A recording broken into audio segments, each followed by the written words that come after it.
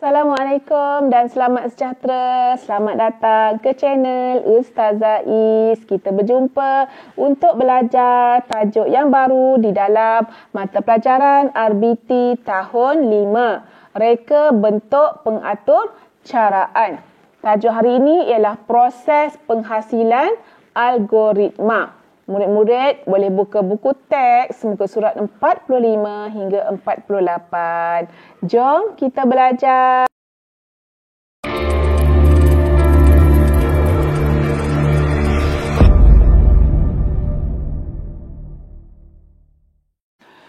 Objektif pembelajaran kita pada kali ini ialah pada akhir PDPC, murid akan dapat menilai pseudocode atau carta alih yang dihasilkan untuk mengesan ralat. Kriteria kejayaan pada kali ini ialah murid berjaya menganalisis pseudocode atau carta alih untuk ditambah baik. Proses penghasilan algoritma. Itulah tajuk kita pada hari ini. Proses penghasilan algoritma. Kita akan belajar tiga bahagian. Bahagian yang pertama adalah menjanakan idea dalam pseudocode atau carta alih berdasarkan situasi.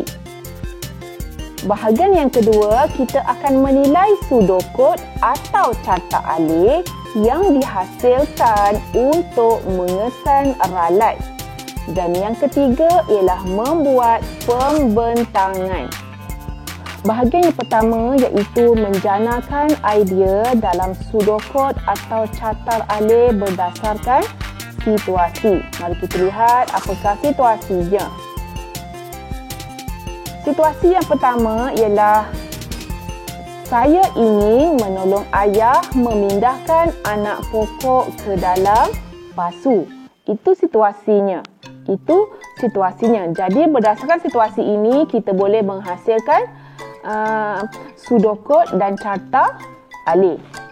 Pseudocode dia adalah mula, sediakan alatan dan bahan, sediakan medium penanaman, masukkan medium penanaman ke dalam pasu, masukkan anak pokok ke dalam pasu, tambahkan medium, jika belum penuh, maka tambahkan medium, tamat jika, padatkan medium, siramkan sedikit air, letakkannya di tempat teduh.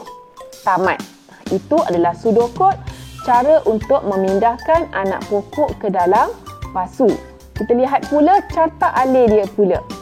Mula, sediakan alatan dan bahan, sediakan medium penanaman, masukkan medium penanaman ke dalam pasu, masukkan anak pokok ke dalam pasu, tambahkan medium, sudah penuh? Kalau ya, tambahkan medium. Kalau tidak, tambahkan medium. Kalau ya, padatkan medium, siramkan sedikit air, letakkan di tempat teduh dan tamat. Itu adalah carta alih bagi situasi yang pertama.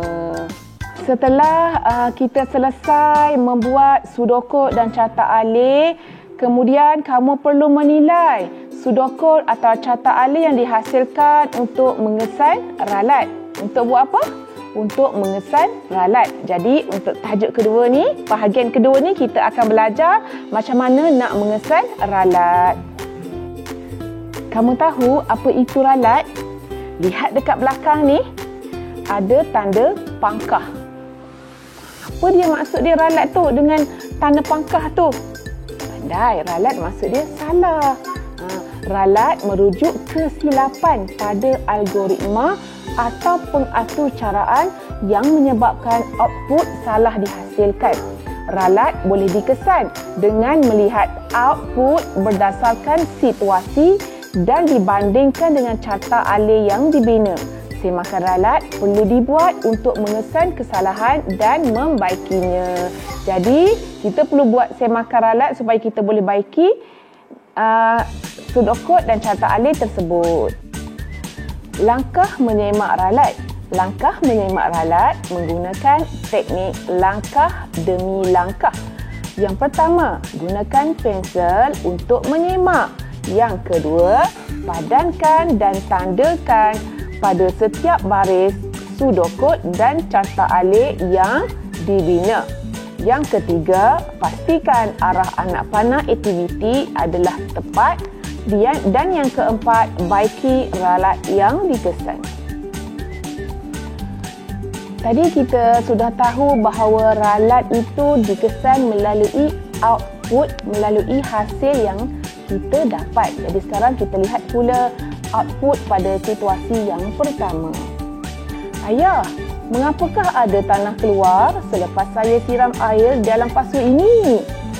Adakah kamu tutup lubang di bawah pasu sebelum memasukkan tanah? Jika lubang pasu tidak ditutup dengan batu atau sebarang objek, tanah akan keluar semasa kamu menyiram. Tu kata ayah dia. Sebab anak dia tanya kan, kenapa ada tanah yang keluar daripada pasu dia? Jadi sekarang kita lihat. Kita semak balik sudokod yang tadi. Ada tak kita buat seperti yang ayah dia cakap? Tak ada kan? Ayah dia cakap kita kena tutup lubang pasu dengan objek, dengan batu atau sebarang objek. Tapi ada tak dalam sudokod kita ni dengan carta alih ni kita letakkan objek tersebut? Tak ada kan? Itulah di situ kita ada ralat. Kita tak letak sesuatu objek di dalam pasu sebelum kita meletakkan media. Lihat dekat atas ni, apa perkataan dia? Perbaiki ralat. Tadi kita dah kesan ada ralat, kita tak letak perkataan tutup lubang pasu dengan batu. Jadi sekarang tiba masa dia kita perlu perbaiki ralat. Ralat dia kita nak letak dekat mana? Ralat nak letak kat mana?